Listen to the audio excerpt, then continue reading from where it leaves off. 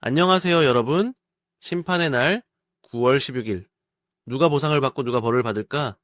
미국이 금리를 인하할 때, 지난 4년이나 5년 동안 여러분이 돈을 벌었는지, 잘 살았는지 여부는 이제 더 이상 중요하지 않습니다. 왜냐하면은 올해 9월 16일, 즉, 한 달도 채 남지 않은 시점에서 우리 모두가 비교적 공평한 삶거리에 서게 되기 때문입니다. 여러분이 버핏 같은 거물 투자자이든 평범한 사무직 직원이든 상관없이 모두가 다시 한번 선택해야 합니다. 자, 손에 쥔 돈을 어디에 투자할지 결정하는 거죠. 왜냐하면 미국 연방준비제도 페드가 그날 금리 인하를 발표하기만 하면 이는 단순히 미국이 고금리에서 저금리로 전환하며 자금을 주입하는 것이 아닙니다. 더 중요한 것은 기존의 투자 논리가 완전히 뒤집힌다는 점입니다. 자, 지난 몇 년간 크게 상승했던 자산들은 이제 자리를 양보해야 하고 그동안 많은 사람들이 무시했던 자산들이 새롭게 떠오르게 됩니다. 이런 자산들은 과거에 10만 달러에 팔아도 비싸다고 생각했던 것들이지만 최근 한 달 만에 20만 달러로 뛰었고 1년 후에는 500만 달러에 팔아도 여전히 저렴하게 느껴질 수 있습니다. 왜냐하면 1000만 달러, 심지어 1억 달러까지 상승할 잠재력이 있기 때문이죠. 이게 무슨 의미일까요? 안녕하세요, 여러분. 지금까지 저는 항상 미국 연준의 금리 인하 여부가 인플레이션 비율이나 실업률 같은 것에 좌우되지 않는다고 믿어왔습니다. 네, 그들이 진짜 신경 쓰는 건 미국 국채가 잘 팔리는지 여부입니다. 작년처럼 금리가 오르면 누구도 미국에 돈을 빌려주지 않으려 하고 국채와 달러 가치가 떨어져 팔리지 않게 되죠. 그래서 연준은 금리를 내리지 못했습니다. 그 당시 제 말이 음모론이라고 생각하는 사람들도 있었는데 이해합니다. 많은 분들이 이 공식 발표만 믿으니까요. 하지만 최근에 저조차 놀랐습니다. 연준은 항상 인플레이션이 너무 높아서 금리를 내리지 않는다. 인플레이션이 2%로 떨어져야 내린다고 설명했지만 현재 인플레이션은 2.7%입니다. 게다가 미국이 관세를 부과하고 있죠.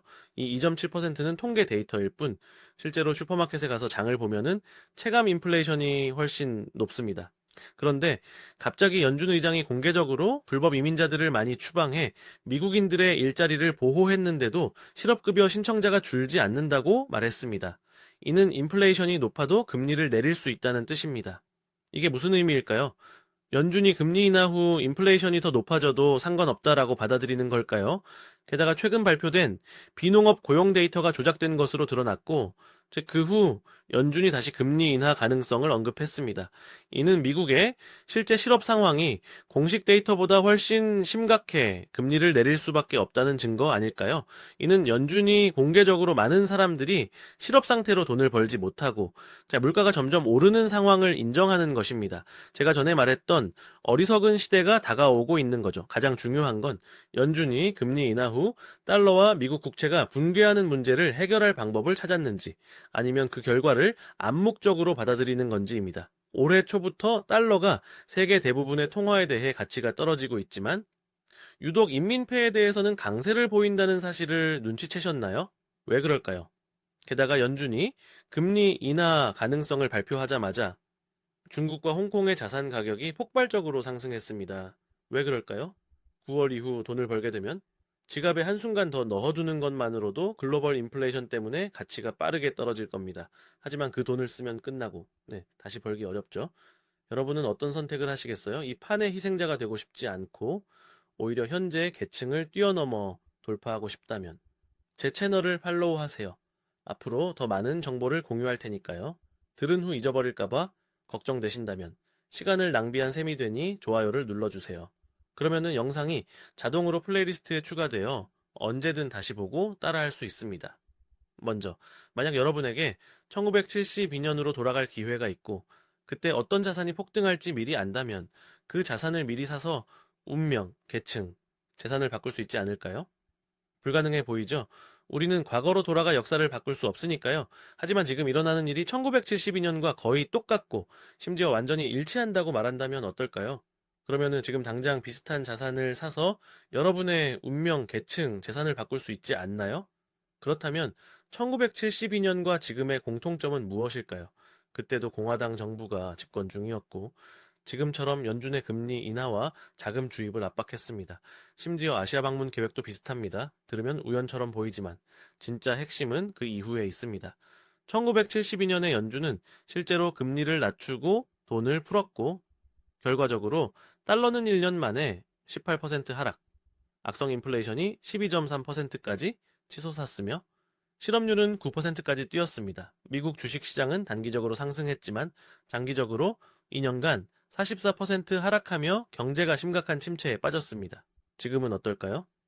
연준이 9월에 금리를 낮추고 돈을 풀 가능성이 높다라고 인정했습니다. 그들은 인플레이션이 더 폭발해도 달러가 계속 하락해도 상관없다는 태도입니다. 이는 미국의 실제 실업률이 조작된 데이터보다 훨씬 심각하다는 걸 암묵적으로 인정하는 거죠. 따라서 9월에 연준이 금리를 내리면 1972년과 똑같은 결과가 반복될 거라고 합리적으로 추측할 수 있습니다. 그때 또 하나의 큰 사건이 있었죠.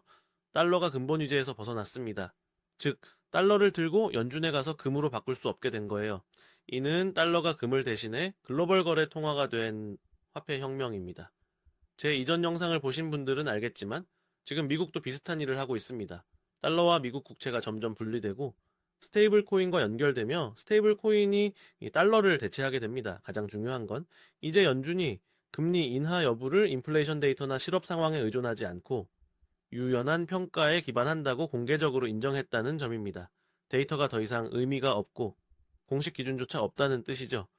이 모든 것 뒤에 숨겨진 비밀은 무엇일까요? 금리 인하나 인상의 진실은 간단합니다. 지금까지 미국은 금리를 거의 0%에 가깝게 유지하며 전 세계 국가와 기업들이 미국에서 달러를 빌려 소비하게 유도했습니다. 미국에서 달러를 빌리는 금리가 자국에서 빌리는 것보다 저렴하니까요. 게다가 2008년 이후 달러 환율이 안정적이었고 달러를 가진 누구나 전 세계에서 쉽게 사고 팔 수 있었습니다. 그래서 전 세계가 미국에서 돈을 빌려 자국으로 가져와 소비하거나 투자했습니다. 예를 들어 철도건설, 주택건설, 공장 개설 등요. 2020년 팬데믹 때 제가 10억 달러를 빌려 유럽에 건물 몇 채를 짓는다고 가정해보죠. 연이자 비용은 2천만 달러 정도입니다. 하지만 건물이 완공되지도 않고 팔지도 못한 상태에서 대출 만기가 다가오면 미국이 2022년에 금리를 거의서 0%에서 5%로 5배나 올리고 달러 가치가 20% 상승합니다. 이제 미국의 빚을 갚아야 할 때 달러가 20% 오른 상태라 원금 10억 달러 외에 2년 이자 수천만 달러를 더해 유로를 달러로 환전할 때 추가로 2억 달러를 더 내야 합니다. 가장 큰 문제는 건물이 아직 완공되지 않아 수익이 없다는 거죠. 돈이 어디서 나오나요? 그래서 두 가지 길만 남습니다. 하나, 자산과 주식을 미국 자본가들에게 헐값에 팔아 현금을 마련해 빚을 갚는다. 둘, 팔기 싫다면 담보로 잡힌 자산이 미국 자본가들 손으로 넘어간다. 이게 바로 미국의 양털 깎기 전략입니다. 처음에 저금리로 유혹해 빌려주고 빌린 후 고금리로 올려 달러와 수익률을 폭등시켜 상환 불가능하게 만듭니다. 그러면 자산을 헐값에 팔아넘기고 그들은 오른 달러로 저렴하게 사들입니다. 심지어 정말 돈이 있어도 자국의 외환 보유고가 부족하면 달러를 공급받지 못합니다. 의미는 무엇일까요? 실제로 많은 국가가 외환 보유고가 매우 적거나 달러가 거의 없기 때문입니다. 미국이 금리를 올리면 많은 사람들이 자국 통화를 달러로 바꿔 미국에 예치해 고금리를 받으려 합니다. 곧 국가의 달러가 고갈되고 기업이 중앙은행에서 달러를 바꿔 미국에 갚으려 해도 달러가 없어 상환 불가. 결국 자산이 미국 자본가들 손으로 갑니다. 가장 위험한 건 외환 보유고가 없어지면 미국 투기꾼들이 그 나라 통화 환율을 미친 듯이 공격합니다. 내 통화가 더 하락하면 기업은 더 많은 달러를 필요로 하고 나라가 가난해질수록 미국에 더 많이 갚아야 합니다. 결국 금융위기에 빠져 시장을 개방하고 미국과 일본이 자산을 헐값에 사들입니다. 국가 전략 자산을 팔아 넘겨야 하죠. 예를 들어 1997년 태국은 달러 보유고가 3일치밖에 안 돼. 소로스가 바트를 연속 매도해 50% 하락시켰고 태국은 은행과 항구를 미국 자본에 팔았습니다. 2008년 아르헨티나는 1조 달러 외채로 파산해 국영 석유 회사를 미국에 팔았고 2018년 터키도 비슷하게 시장을 개방해 미국과 일본 자본이 자산을 헐값에 샀습니다. 이 저금리 후 고금리 양털 깎기 트릭은 항상 반복됩니다. 양털이 자라면 다시 깎죠. 하지만 문제는 2020년에 미국이 금리를 거의 0%로 낮춰 전 세계를 유혹해 빌리게 한 후 2022년에 미친 듯이 세서 5%로 올려 3년간 유지하며 달러가 유로 대비 20% 이상 올랐는데도 이번에는 많은 국가가 붕괴하지 않았다는 겁니다. 왜일까요? 미국 연구소들이 추적한 결과 미국과 일본 외에 세계의 새로운 달러 대출자가 나타났습니다. 바로 중국입니다. 미국 금리 인상 기간에 파산할 뻔한 많은 국가들이 중국에서 평균 4.2% 금리로 15년 만기 달러를 빌렸습니다. 자, 이게 무슨 의미일까요? 2023년에 세계가 미국에 돈을 빌려주려면 얼마나 이자를 줘야 할까요? 당시 미국 10년 국채 수익률은 약 5%고 미국 국민 대출 금리는 7%입니다. 생각해보세요. 제가 미국에 빌려주면 미국이 돈을 찍어 갚을 테니 파산 걱정 없죠. 세계 최강 경제국 미국조차 5%를 주고 국민은 7%를 내는데 아프리카, 중동, 남미처럼 가난한 나라들은 파산 위험이 높아 더 높은 금리를 내야 합니다. 그런데 중국은 그런 나라들의 4.2%로 빌려줍니다. 미국보다 낮아요. 즉, 세계 대출 비용이 미국보다 낮아졌고, 최근 몇 년 미국 금리 인상으로 높아진 건 세계 대출 비용이 아니라 미국의 대출 비용입니다. 왜 중국에 그렇게 많은 달러가 있을까요? 중국은 매년 미국의 상품을 수출해 1조 달러 이상 벌기 때문입니다. 중국은 달러를 찍을 수 없지만 수출로 달러를 쌓아 세계의 작은 채권자가 됐습니다. 하지만 누군가 4.2%도 낮지 않은데 왜 중국에서 빌릴까? 라고 할 수 있죠. 잘 들어보세요. 미국 금리 인상으로 세계가 상환 불가한 핵심 이유는 이자가 아니라 상환시 달러가 20% 오른 거예요. 10억 빌렸는데 이자 없이 2억 더 내야 하죠. 그래서 많은 국가가 달러 부족으로 고생할 때 중국은 4.2% 금리의 15년 만기, 이 상환시 달러나 인민폐 선택 가능, 이제 돈 없으면 광물이나 농산물로 가치 상당만큼 갚아도 된다라고 합니다. 그래서 많은 국가가 중국으로 몰렸습니다. 이제 중국 입장에서는 과거 미국이 러시아 달러 자산을 동결한 적이 있어 매년 쌓이는 달러가 언젠가 동결될까봐 걱정입니다. 그래서 최근 미국 국채를 팔아 금을 사지만 금은 한정적이에요. 달러를 벗어나 가치 유지하려면 필요한 국가에 빌려 이자를 받는 거죠. 정치나 외교는 논하지 않지만 확실한 건 중국이 달러를 계속 벌고 쥐면 미국의 그 양털 깎기 전략이 무효화된다는 겁니다. 그래서 작년부터 달러가 하락하기 시작했고 즉 글로벌 주식시장, 특히 4년간 하락하던 홍콩과 중국이 갑자기 폭등했습니다. 이는 미국 자본이 미국을 떠나 세계 곳곳에서 바닥 자산을 사들이기 시작했다라는 뜻일까요? 국가 붕괴가 없어도 많은 자산 가격이 떨어졌고 9월에 연준이 금리를 낮추고 돈을 풀면 그 자본가들이 대승을 거두며 산 자산 가격을 폭등시킬 거예요. 세계가 다시 저축자를 벌하고 투자자를 보상하는 거죠. 지금 미국은 고금리를 거의 3년 유지하며 세계에 아무것도 안 해도 돼. 우리에게 돈 맡기면 고금리 줄게. 라고 했습니다. 3년간 이 정책으로 글로벌 자본을 키웠고 버핏도 주식을 거의 팔아 정부 채권으로 이자를 받았죠. 하지만 결과는 중국을 꺾지 못하고 국가 붕괴도 없었으며 달러와 미국 국채가 팔리지 않고 가격이 폭락했습니다. 그래서 양털 깎기가 6라운드로 접어들었고 제 연준이 금리를 내리더라도 자유로 하지 않고 중국을 먼저 타격하려 합니다. 이번 목표는 다른 국가가 아니라 중국입니다. 달러가 인민폐 대비 16% 상승했다라는 건 수많은 사람들이 인민폐를 팔아 달러를 산다는 뜻이죠. 왜냐하면은 지난 몇 년간 컴퓨터를 켜면 중국 경제가 부진하고 부동산 폭락, 주식 붕괴라는 뉴스뿐이었으니까요. 네. 미국 자본가들은 ABC, 어나이웨어 밭 차이나 슬로건으로 중국 투자 피한다고 선언했습니다.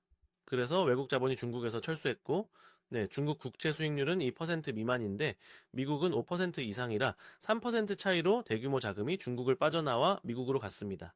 어떤 교수 강연에서 3조 달러 이상이 중국을 떠났다고 들었어요. 중국 달러가 줄고 있는데도 다른 국가에 빌려줍니다.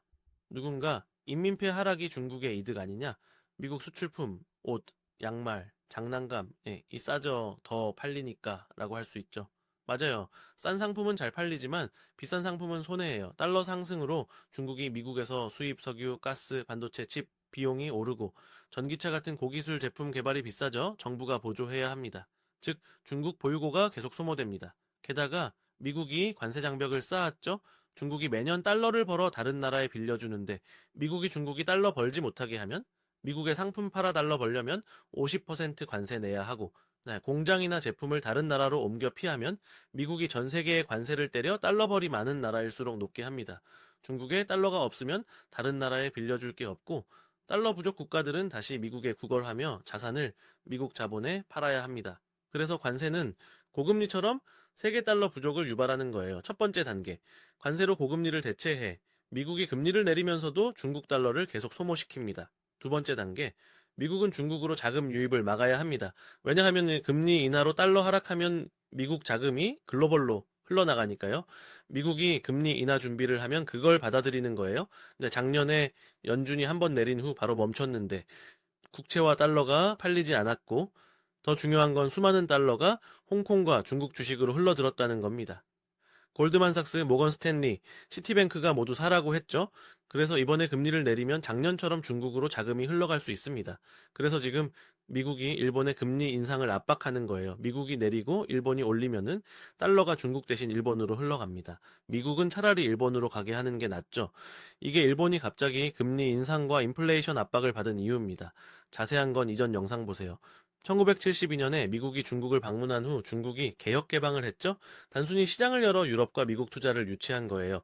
지금 중국 경제가 몇 년간 부진해 자산이 헐값이지만 미국 자본가들이 중국에 들어가 바닥 매수 못합니다. 왜냐하면 중국이 외국 자본 유출입을 제한하기 시작했으니까요. 최근 미국이 중국 방문 의사를 밝혔는데 중국 시장 개방을 원하는 거예요. 하지만 결과가 어떻든 미국이 금리 인하를 발표하면 중국과 홍콩 주식이 폭등합니다. 중요한 건 금리 인하 자체가 아니라 어떻게 내리는가예요. 두 가지 가능성, 하나는 빠르게 내리기, 둘은 천천히 내리기. 차이는 어디에 있을까요? 연준이 금리를 정말 빠르게 내리면 달러 기준 자산 가격이 즉시 크게 상승합니다. 지난 몇 년간 미국이 고금리를 유지하며 전 세계에서 돈을 빨아들였죠. 유럽에서, 중국에서, 특히 일본에서 가장 많았습니다. 수많은 사람들이 일본에서 거의 0% 금리로 돈을 빌려 엔화 가치가 하락하면 상환 시적게 갚는 캐리 트레이드를 했습니다. 미일 금리 차가 충분히 크고 이제 엔화가 달러 대비 안정적이거나 하락하면 이는 매우 수익성 있는 게임입니다. 하지만 미국이 갑자기 금리를 거의 0%로 내리면 미일 금리 차가 즉시 좁아지고 엔화가 달러 대비 오를 수도 있습니다. 그때 캐리 트레이드 플레이어들은 계좌가 순식간에 폭발합니다. 즉 빠른 금리 인하는 캐리 트레이드의 피해 학살이 되고 과거처럼 미국 주식시장 붕괴를 끌어오며 달러가 바닥으로 떨어집니다. 하지만 이 시점에 연준은 빠르게 돈을 찍어 정부에 거의 또 0% 금리로 빌려주고 제 국채가 팔리게 하며 떨어지지 않게 합니다. 동시에 미국 기업들에 빌려 바닥 주식을 사들이게 해서 자산이 다시 미국 자본가들 손으로 돌아가게 합니다. 반대로 연준이 금리를 천천히 내리면 고금리로 빨아들인 돈이 즉시 대량 유출되지 않습니다.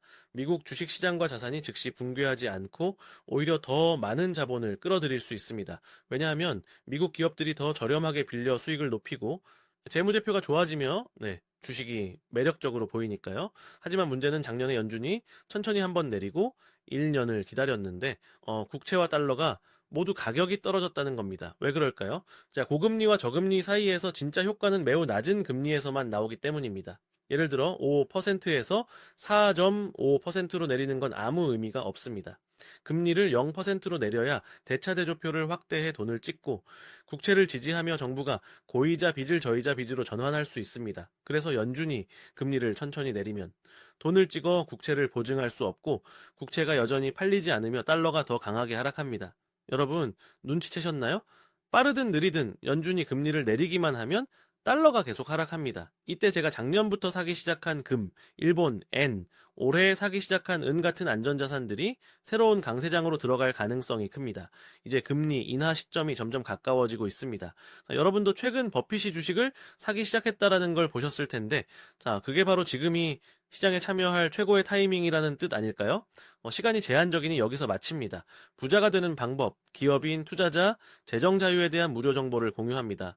놓치고 싶지 않다면 제 채널 구독 후 알림벨 누르고 이 영상을 널리 공유해주세요. 좋아요 누르신 분들께 조기 재정 자유를 빕니다.